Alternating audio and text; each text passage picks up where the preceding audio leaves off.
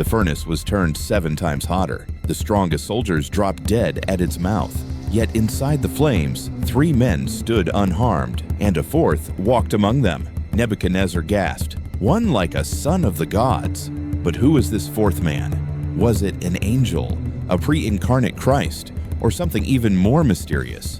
For centuries, theologians, rabbis, and mystics have wrestled with this moment.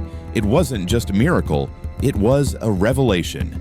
This wasn't merely a rescue, it was a divine unveiling.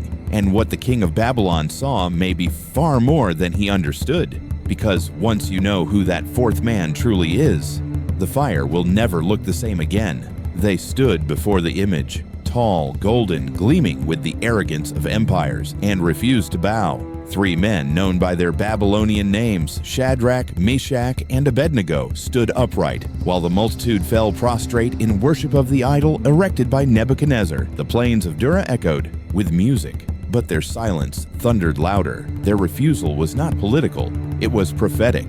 In a world ruled by kings who demanded worship, they answered to a higher throne. They had been taken from Jerusalem, re-educated, renamed, and placed in royal service. But one thing Babylon could not strip from them was covenant. Their God had not abandoned them in exile, and they would not abandon him in the fire. Enraged, Nebuchadnezzar summoned them. His fury distorted his reason. He offered them a second chance, a bow or a blaze, but they did not flinch. "Our God is able to deliver us," they said, "but even if he does not, we will not serve your gods." It was not defiance, it was devotion under threat. So the furnace was stoked 7 times hotter, an impossible fire, lethal even to those who drew near it. The strongest soldiers in the kingdom were ordered to bind the Hebrews and cast them into the inferno. And the moment they opened the mouth of the furnace, the flames leapt out like a living beast, devouring the executioners instantly. But the 3 men fell bound into the fire, and then something happened that shattered the empire's logic. Nebuchadnezzar rose to his feet in alarm. He leaned forward, eyes wide, breath caught. "Did we not cast 3 men bound into the fire?" he asked. "But I see 4 men, unbound, walking in the midst of the fire, and they are unharmed, and the appearance of the 4th is like a son of the gods." Time slowed. Fire did not consume them. Chains had melted, but not flesh. Their bodies bore no burns, their hair unsinged, their garments untouched, their breath unlabored. And among them, a 4th, unannounced, uninvited, unbound. The king who had conquered Jerusalem now stood conquered by a vision he could not explain. This 4th man was not introduced with trumpets or titles. He spoke no words, but his presence said everything. Who walks in fire, but is not consumed. Who moves through judgment unscathed, radiating not terror, but peace. He did not rescue them from the fire. He entered it. The divine did not hover above suffering. He descended into it. This was more than deliverance. It was revelation, because in the fire, theology becomes tangible. This being did not send protection. He was the protection. He did not offer escape. He offered presence. And the flames, which had been instruments of wrath, bowed in obedience to a greater authority. The fire that killed executioners could not harm covenant bearers, because someone else had stepped between them and the wrath of man. Nebuchadnezzar approached the furnace as close as he dared and cried out, "Shadrach, Meshach, Abednego, servants of the Most High God, come out." And they did. They walked out of the fire without a limp, without a scar, without a smell of smoke. Not one piece of evidence remained that they had stood inside judgment, except for the eyes that saw them walk free. The satraps, prefects, and governors gathered around in astonishment. The miracle was not subtle. It was public, undeniable, historical, but the identity of the 4th man remained cloaked in mystery. Nebuchadnezzar, stunned, declared that no God could save in this way, and he issued a decree exalting the God of Israel. But what did he see truly? What did that pagan king recognize in that fleeting glimpse? He called him a son of the gods. But what language could Babylon muster to describe the one who walks through flame as if through air? This was not an angelic rescue team. This was a manifestation, a divine presence drawn not by ritual, but by covenant faithfulness. He was not called by name. He came because he always comes when his own stand firm. The fire was not an obstacle to him. It was a doorway. He did not come after they were faithful. He was already waiting in the fire before they arrived. The story does not tell us what the fourth man said, because perhaps his silence was the message that in the fiercest trials, his presence is the answer. No word, just nearness. And this is the beginning of the mystery. Who is he? The Old Testament tells of angels, messengers, servants of the Most High. But some stories speak of another, one who is not merely sent by God, but who speaks as God, acts as God, and accepts worship as God. He is called the angel of the Lord, yet speaks in the first person. I am the God of your fathers. He appears in fire, in visions, in impossible moments, and the faithful respond not with curiosity, but with reverence. Could the fourth man be the same being? Not just a guardian, not just a heavenly emissary, but the Lord himself, veiled in mystery. Because there are patterns in Scripture where God shows up not in lightning, but in companionship. Not outside the trial, but inside it. This figure in Daniel 3 fits none of the usual categories. He does not deliver from the outside. He joins on the inside. That is not angelic. That is divine. And so, the question burns as brightly as the furnace itself. Was this a Christophany? A pre-incarnate appearance of Jesus before Bethlehem? If so, then this story is not just about survival. It is a foreshadowing of the gospel, a glimpse of Emmanuel, God with us before he took on flesh. Before he walked dusty roads and bore a cross, he walked through fire with those who refused to bow. This moment is not isolated, it echoes, because every trial the faithful endure is not endured alone. There is one who walks with us, unseen by most, but unmistakable in his presence. The fire may be heated sevenfold, the threats may be imperial, but the faithful are never alone. And the presence that stood in the flames then still moves through the flames today. Nebuchadnezzar saw it for a moment, and it shook the foundations of his theology. The empire that thought it ruled fire now saw it obey a greater king. And that king had no need to prove himself through speeches or signs. He simply stood, walked, protected, witnessed. In that moment, all Babylonian power bent its knee to something higher. The golden statue remained standing, but the illusion of its supremacy was shattered. And so, we return to the question, who walks in fire but is not consumed? Who joins the faithful not in escape, but in endurance? And why does his presence so often appear only in the furnace? The answer may not come fully until the end of all things, but the pattern is clear. God does not abandon his people to the flames. He joins them in it. And when he does, the fire loses its power. The trial becomes a temple. The judgment becomes a stage for glory.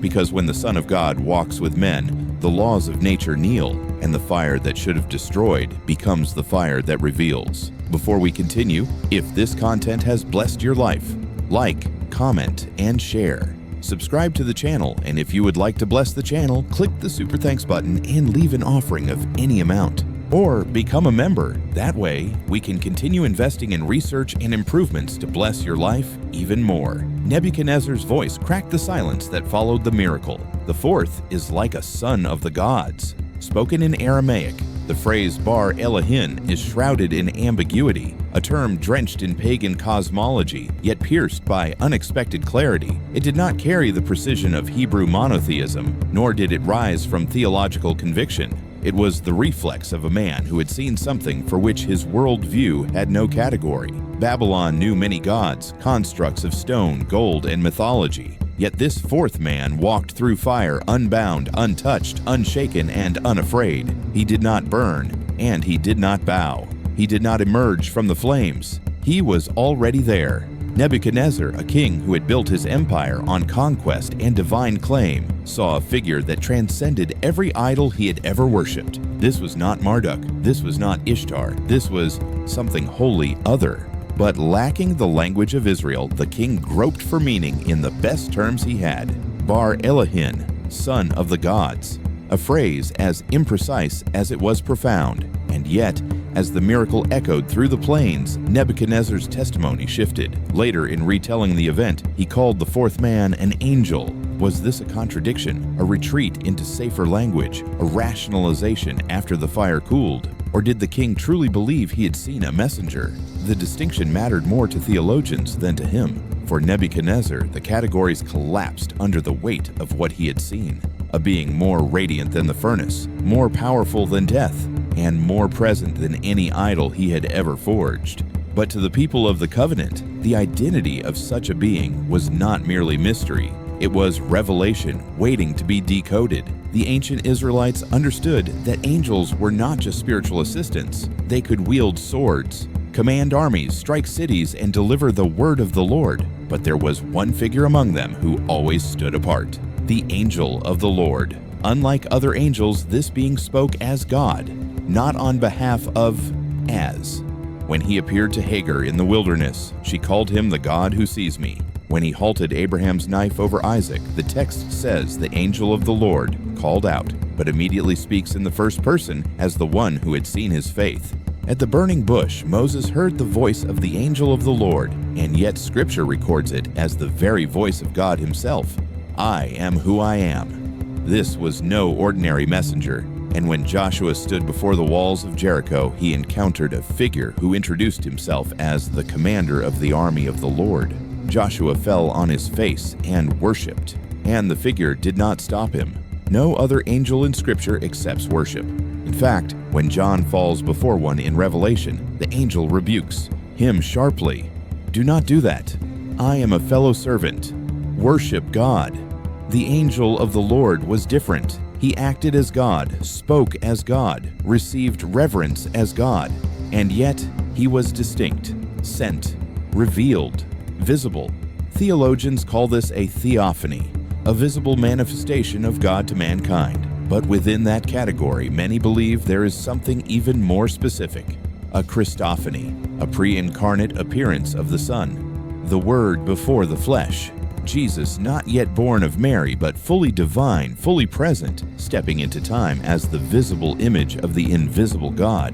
Could this be the one Nebuchadnezzar saw? The God who had walked with Abraham, who had spoken to Moses, who had stood with Joshua, now walking in the furnace with 3 faithful exiles. Scripture never calls him by name in Daniel 3, but that silence may be the key, because divine mystery is often wrapped in veiled presence, not to confuse, but to awaken, to call the reader into deeper contemplation. The Ancient. Rabbis debated whether the fourth man was Michael, the great prince who stands for Israel. Others believed he was a unique angel created for moments of divine intervention. But the early church fathers saw something greater. To them, the pattern was unmistakable. This was the Logos, the Word, the same who was with God and who was God. Justin Martyr declared that all Old Testament appearances of God were in fact the Son before his incarnation. Tertullian called the angel of the Lord Christ himself, the same who would later be born in flesh. And the logic was sound. No one has seen the Father at any time but the Son. He is the one who makes him known. Jesus himself said, "Before Abraham was, I am."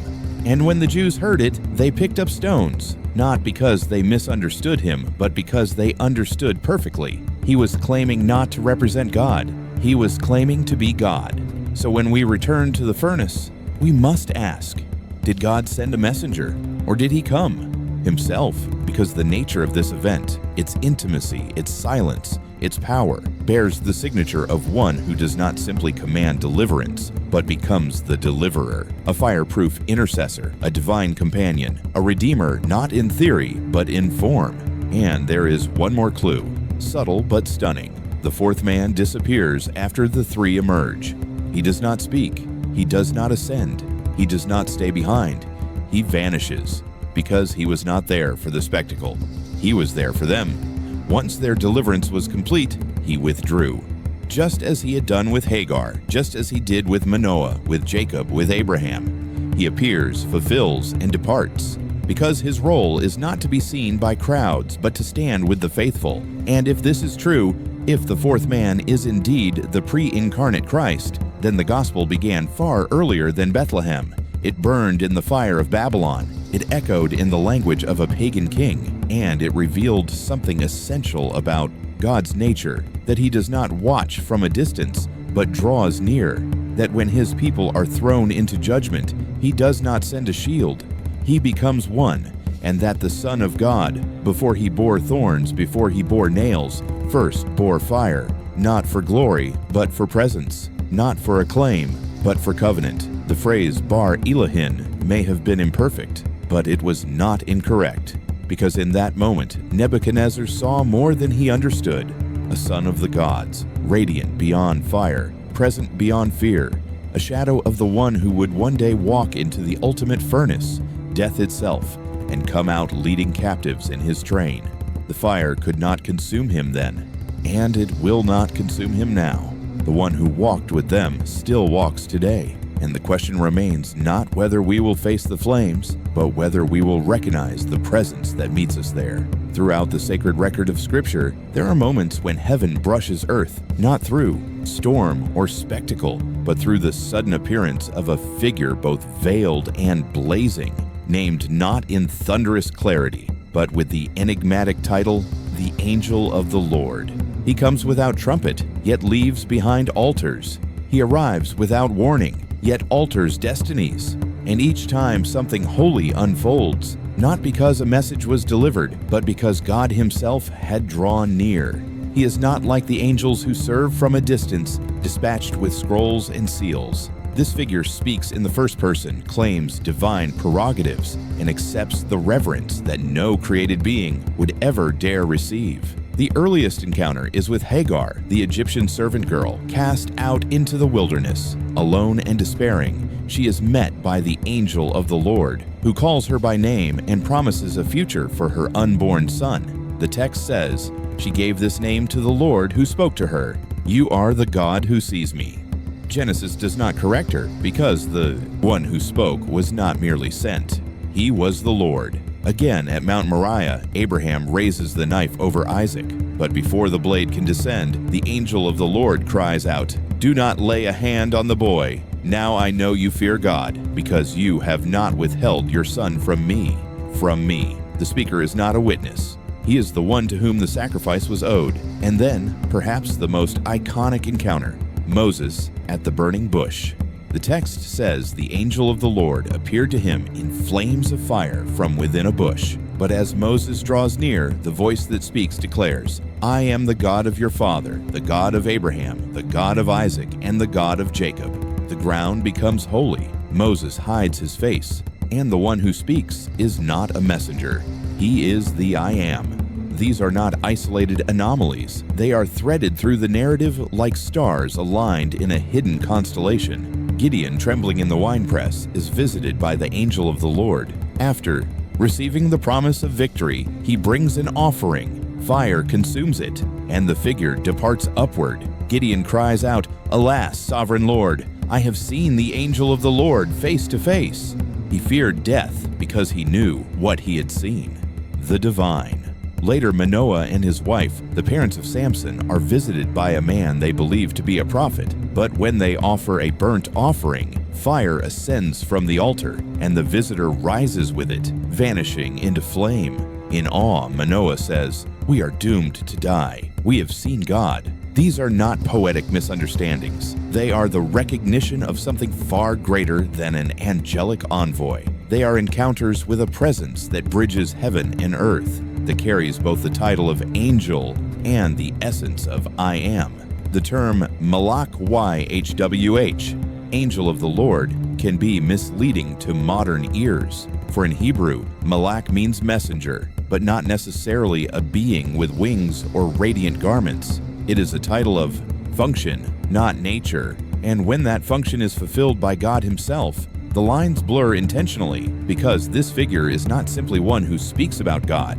He is God, veiled in form, stepping into the narrative before the fullness of time. Early church theologians saw these patterns and recognized a divine choreography, that the angel of the Lord was none other than the pre-incarnate Son, the Logos before the womb, the Word who was with God and was God. He appears not in splendor, but in silence, not to terrify, but to accompany, and always, always in moments of covenant. He speaks not to impress, but to draw near. He walks not before kings, but with the faithful. And it is this same pattern that burns within the story of Daniel's furnace. Because in Daniel 3, we see not just deliverance, we see companionship. Not just intervention, we see incarnation in seed form. The fourth man did not stand outside the furnace commanding the flames. He entered the fire. He walked with them. This is the hallmark of the angel of the Lord. He does not act from a distance. He manifests in nearness. He does not remain beyond the trial. He inhabits it. That changes everything, for in every other divine rescue, God acted for his people.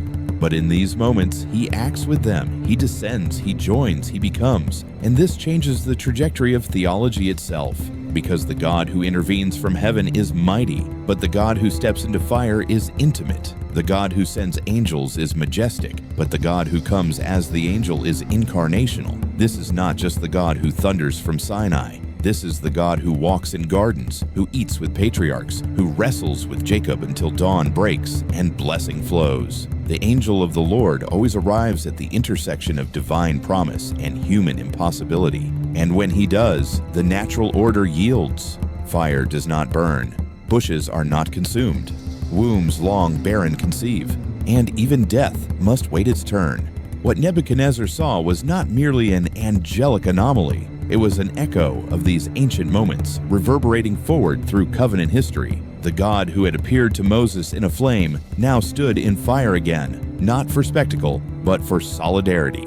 And when he disappeared, it was not because he had ceased to exist, but because his purpose had been fulfilled, to be seen not by crowds, but by the faithful, to be remembered not by title, but by presence, to show that deliverance is not always about removal, but about companionship through the flame. This angel of the Lord is the bridge between the Old Covenant and the Incarnation. He is the mystery of God drawing near before he ever put on flesh, and his appearances form a sacred pattern, a whisper of what would one day be shouted from a cross, because the same voice that said, "I have come down to deliver them," in Exodus, is the voice that one day cried, "It is finished." The same presence that walked with three men in a furnace would one day walk up Calvary's hill with a cross on his back. And just as the fire could not consume the son in Babylon, neither could death hold him in Jerusalem.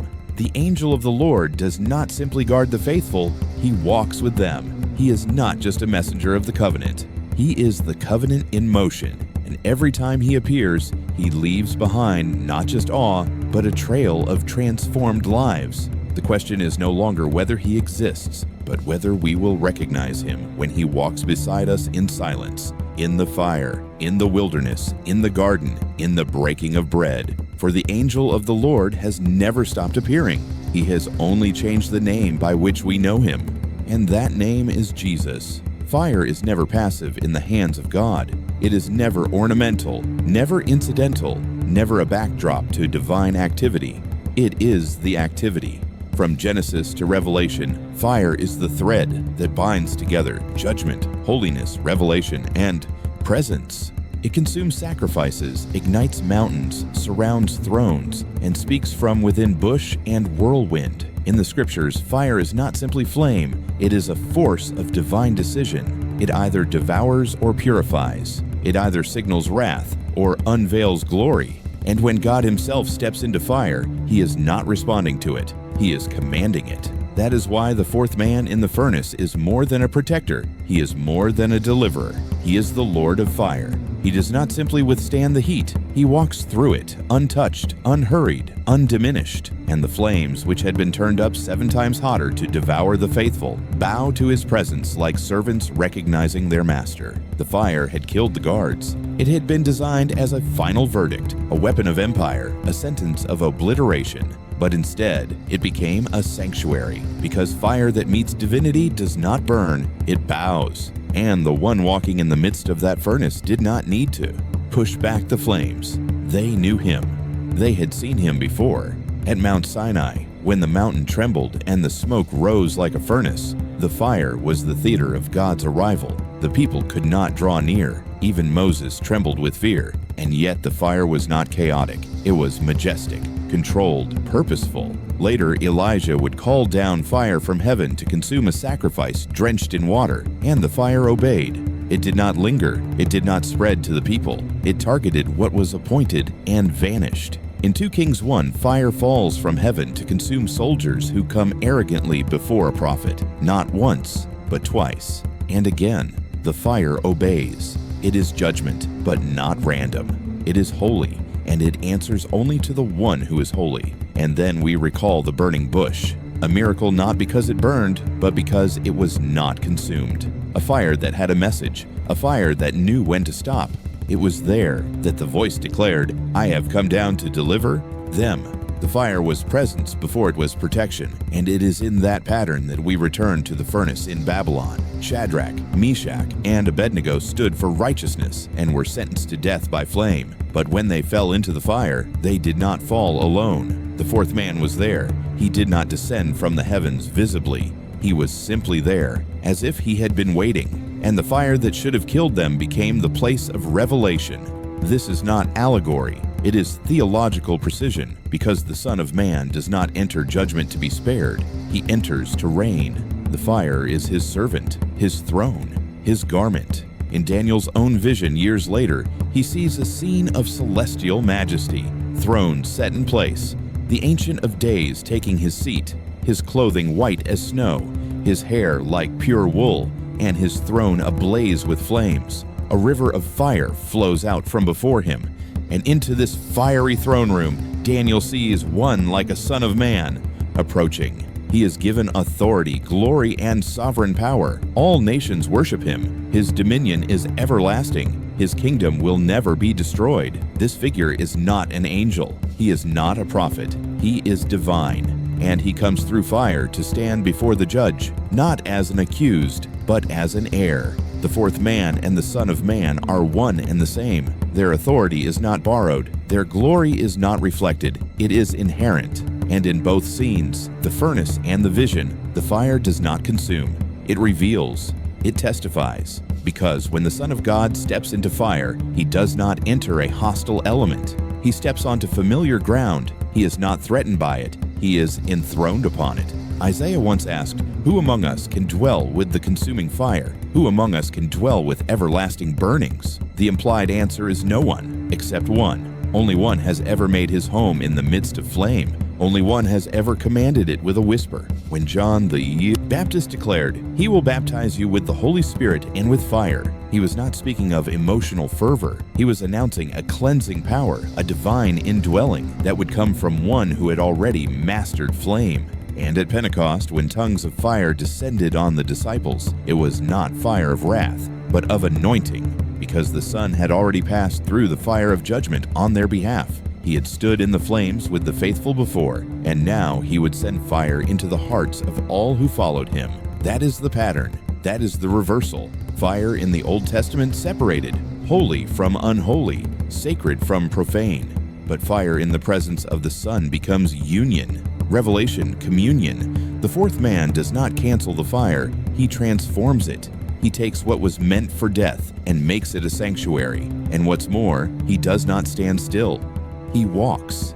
That detail is not poetic, it is theological. Because to walk in Scripture is to govern. To walk is to claim dominion. The Lord walked in the garden. The Israelites were told to walk in his ways. The Messiah was prophesied to walk in the paths of righteousness. So when the fourth man walks in fire, he is not merely surviving it. He is ruling over it. The fire obeys his pace, and those who walk with him are untouched, not because of their strength, but because of their proximity. This is not survival by insulation. This is deliverance by presence. And this reveals a deeper identity. The one who walks in fire is not a visitor from heaven. He is the author of heaven and earth. The fire recognizes him because it was made by him. It burns at his permission. It stops at his word. That is why the faithful can stand in trial, because they are not alone. They walk with the one who does not fear flame, the one whose eyes are like blazing fire, the one whose voice is like many waters, the one whose feet are like bronze glowing in a furnace. Revelation uses these very words to describe the risen Christ, and when John sees him, he falls like a dead man, because no one walks in fire and lives, except one, and those who walk with him.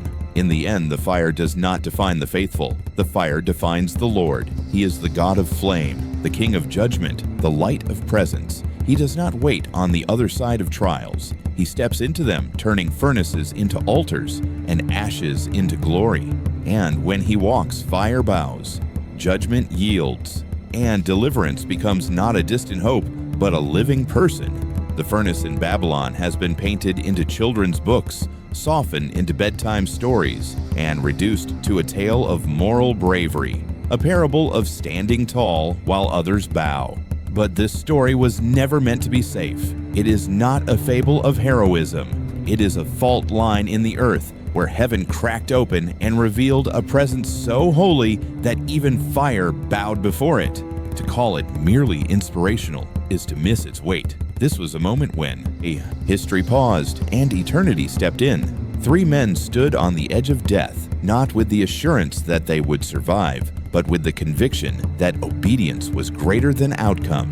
Their faith was not transactional, it was covenantal. Even if he does not, they declared, we will not bow. That is not the language of religious defiance. It is the voice of covenant loyalty echoing through exile. These men were not free citizens. They were captives in a foreign empire. Their names had been changed, their temple destroyed, their homeland seized. Babylon had taken everything it could, but it could not take the fire from their hearts. They were living in a world where it seemed God had been defeated. The temple lay in ruins. Jerusalem was silent. The promises given to Abraham, Moses, and David seemed to hang by a thread, and yet they believed, not because they saw deliverance, but because they knew the deliverer. What happened in that furnace was not a spontaneous act of divine mercy. It was the unfolding of a long-standing covenant. God had promised through Isaiah, when you walk through fire, you shall not be burned, and the flame shall not consume you, for I am the Lord your God. And now, in Babylon, the words became flesh, not in birth, but in presence. The furnace was not just a place of trial, it became a tabernacle, a sanctuary in exile, a declaration that God had not abandoned his people, even when they had been driven far from the land of promise. He did not remain in Jerusalem. He walked into Babylon. He did not wait behind the veil of a broken temple. He revealed himself in the midst of foreign fire, because covenant is not geography, it is presence. And God had promised to be with his people, not just when they were obedient, but when they were faithful. This is the first layer of the story, that God honors those who honor him. But there is more. This was not just about 3 men, it was about a pattern, because the scriptures are not isolated events. They are shadows of greater realities. And in this fire, we do not just see divine intervention, we see divine foreshadowing, a picture of a greater furnace, a deeper exile, a more devastating judgment into which the Son of God would one day walk, not to avoid death, but to taste it. The 4th man in the fire is not simply a rescuer, he is a preview of a Messiah who will enter into the full wrath of sin and come out holding the keys to life. The cross is the furnace fully kindled. On Calvary, Jesus did not stand beside the flames. He stepped into the inferno of human guilt, bearing the full weight of divine justice. And like the fire in Babylon, the wrath did not consume him. It could not, because he is the one who fire always recognizes, the one to whom judgment must yield, the one for whom even death loses its dominion. And so the furnace becomes prophecy, not just of deliverance, but of substitution. Just as the 3 men were spared because another stood with them, so we are spared because another stood for us. He did not shield us from afar. He joined us in the flame. He bore the fire so we could walk out free, without the smell of smoke. This is why the story still echoes, not because it makes us brave, but because it reveals the heart of God. A God who does not abandon in exile, a God who does not flinch at fire, a God who does not merely save, but accompanies. The presence in the furnace is not an exception, it is the pattern. From Eden to Egypt, from Sinai to Golgotha, God has always drawn near to the broken, the persecuted, the faithful in exile, and he does not always spare them from the furnace, but he always joins them in it. The miracle is not absence of trial, the miracle is presence in trial. That is what makes this story terrifying to empires and comforting to exiles, because it means that no furnace can silence covenant, no fire can separate God from his people. No empire, no edict, no image of gold can sever the thread of divine loyalty that binds heaven to earth. And now, in a world still marked by idols and persecution, the fourth man still walks, not visibly, not always suddenly, but always faithfully, with every believer who chooses the cross over compromise, with every soul who stands while the world bows, with every child of God thrown into judgment by systems, powers, or pain. He walks, unseen but real, silent but sovereign. And when the trial ends, we emerge changed, not by the fire, but by the one who walked with us through it. Before we go on, take a moment. If this content has opened your eyes or stirred your heart, please like, comment, and share. Subscribe, support the channel with a super thanks, or become a member so we can keep bringing this level of research and revelation to life. Because this is not just history, it is theology and fire. The presence that burned in Babylon burns still. And if we listen closely, the story speaks not just of what was, but of what is. The fourth man has not left the furnace. He simply waits for the next one who will not bow. To the early church, the fourth man in the furnace was not a theological puzzle. It was a divine revelation. In the eyes of the earliest believers, this mysterious figure who walked through fire beside Shadrach, Meshach, and Abednego was not merely an angel or a heavenly representative. He was the Logos, the Word, the pre-incarnate Christ. Before Bethlehem, before the womb of Mary, before the cry of an infant split the night in Judea, he had already stepped into human history, not in weakness but in glory veiled. The church fathers, steeped in both the Hebrew scriptures and the apostolic witness, saw in Daniel 3 not just a miracle, but a manifestation. They understood that God's presence in the furnace was not the exception to his nature, it was the expression of it. Justin Martyr, writing in the 2nd century, boldly declared that it was Christ who appeared as the angel of the Lord. Throughout the Old Testament, to Justin, the one who appeared to Moses in the bush, who spoke to Abraham under the oaks, and who joined the 3 Hebrews in the fire, was the same eternal Word who would later take on flesh. In his dialogue with Trypho, Justin argues that the God who appeared to the patriarchs was not the invisible Father, whom no man has seen, but the Son, who reveals the Father. And when he came to Daniel 3, Justin pointed with awe, "This is the same one." Tertullian likewise emphasized that the divine figure in the furnace was no ordinary messenger. In his Against Praxeus, he defended the distinct personhood of the Son, showing that the God who interacts with creation, who walks, who speaks, who manifests, is the Son, eternally begotten, yet eternally active. He identified the fourth man as Christ, not in metaphor, but in mission, not in theory, but in appearance. These men weren't speculating. They were reading the fire through the lens of the cross. They believed that the Son of God had always been the mediator between heaven and earth, the one who makes the invisible visible. And Daniel 3 was, for them, a divine fingerprint left upon the Old Covenant to prepare the world for the incarnation. Because what is the gospel if not the ultimate fulfillment of that fiery promise? That God does not rescue from a distance, that he does not command deliverance while remaining above it, that he descends, walks, bears the flame. The early church saw in the furnace not just a past event, but a prophecy of Emmanuel, God with us, even in fire. They recognized that when Jesus entered time and space through the womb of a virgin, he was not beginning his story, he was continuing it. And Daniel 3 was one of its earliest chapters. It told of a God who steps into judgment not to condemn, but to accompany, not to avoid suffering, but to transform it, not to extinguish fire, but to inhabit it with redemptive purpose. This was not abstract theology. It was personal. The persecuted church of the first 3 centuries saw themselves in the 3 Hebrews. They too faced the flames of Rome, of martyrdom, of imperial pressure to bow to the image of Caesar. And they too believed that they were not alone, that the one who had walked in Babylon still walked in their prisons, in their torture, in their final breath. The identification of the fourth man with Christ was not academic. It was a lifeline. To believe he had stood in Babylon was to believe he still stood with them. The theology of presence became the theology of endurance. And the church endured not by force, but by faith in the one who meets his people in fire. The patristic writers wove this conviction into hymns, creeds, and catechisms. In the Eastern tradition, the furnace became an icon of the Incarnation, a visual theology in which the Son reveals the Father, not through escape, but through immersion. They painted Christ in the furnace not as a warrior, but as a companion, clothed in radiance, face calm, walking beside the faithful while the flames curved away from his presence. And in the West, preachers echoed the same conviction, that Christ had always been the one who appears in the decisive moments of redemptive history, that he is the visible form of the invisible God, that wherever there is covenant, there is Christ. The early church read the scriptures not as scattered stories, but as a single unfolding revelation.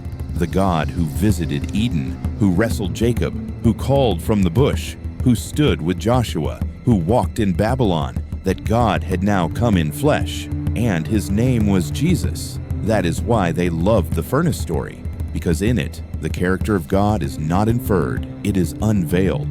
This is a God who is not afraid of darkness, not afraid of exile, not afraid of judgment, a God who doesn't stay clean while his people are burned, a God who steps down, not reluctantly, but eagerly. The early church saw that what happened in Daniel 3 was a window into the heart of God, a God who will not let his people face death alone, a God who does not merely save lives, but joins them. And that divine companionship, that fiery fellowship, is what made them bold in their own trials. The martyrs walked into their executions knowing that the fourth man walks still. The bishops who stood against heresies did so because they had seen the thread, the divine presence, woven through every age. Theologians did not invent the connection between Christ and the fire. They inherited it from Scripture, from Spirit, from suffering, and they handed it down as a treasure too precious to be forgotten. In the furnace, eternity cracked open and showed us not only who God is, but how he loves. Not from the edge, but from the center, not as observer, but as participant. The fire did not reveal a distant deity. It revealed a God who comes close, a God who walks, a God who will one day walk again into a furnace not made by men, but by sin itself, and come out leading captives into freedom. That is why the early church believed, not because they needed a metaphor, but because they had seen the pattern, and the pattern had a name, the same yesterday, today, and forever. The one who walks in fire, the Son of God. The furnace was never confined to Babylon. Its heat echoes through centuries, igniting not only ancient altars but modern hearts. It smolders beneath the surface of everyday life, sometimes obvious, often invisible, yet always real. Every believer will face it. The flames of persecution, the scorch of rejection, the unbearable heat of grief, doubt, temptation, or isolation. The furnace may take different forms, but the pattern remains unchanged. And the promise holds. There is still one who walks in fire. He is not absent when the world ignites around you. He does not wait for the heat to subside.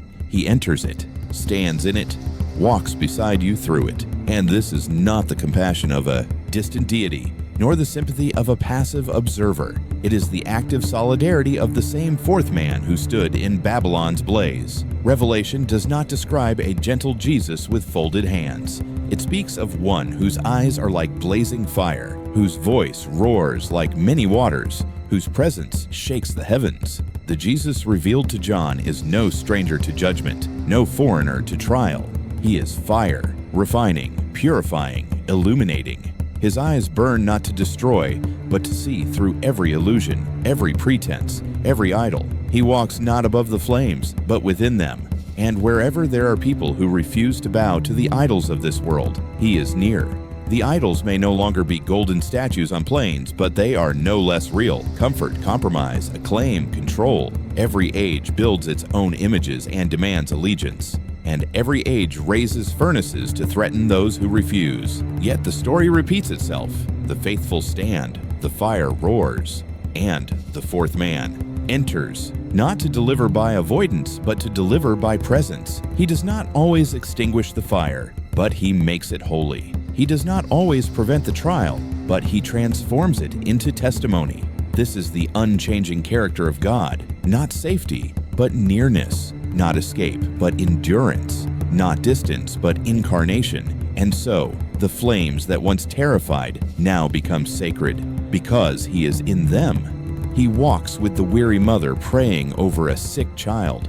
He stands beside the believer mocked for their faith. He whispers to the one drowning in depression, holding on by a thread. He is near to the martyr, the outcast, the brokenhearted, not only in victory, but in the moment before, in the silence before the miracle, in the heat before the rescue, in the darkness before the dawn. The fire still burns, but so does the presence. And if we have eyes to see, not just in hindsight, but in the midst, we will realize that the miracle was never only survival, it was communion. The 3 men in Babylon did not see him as clearly as the king did. Sometimes the persecutors witness the glory before the faithful do. But when they emerged, they knew something had happened, because they were untouched not only by fire, but by fear. The smell of smoke was absent because the substance of peace had been present. And so it is with us. The world may measure the furnace by damage, but heaven measures it by nearness. And for those who walk with him, every furnace becomes an altar, every trial becomes a testimony, every fire becomes a revelation, not of our strength, but of his constancy. He is not just the God of the mountain, he is the God of the furnace.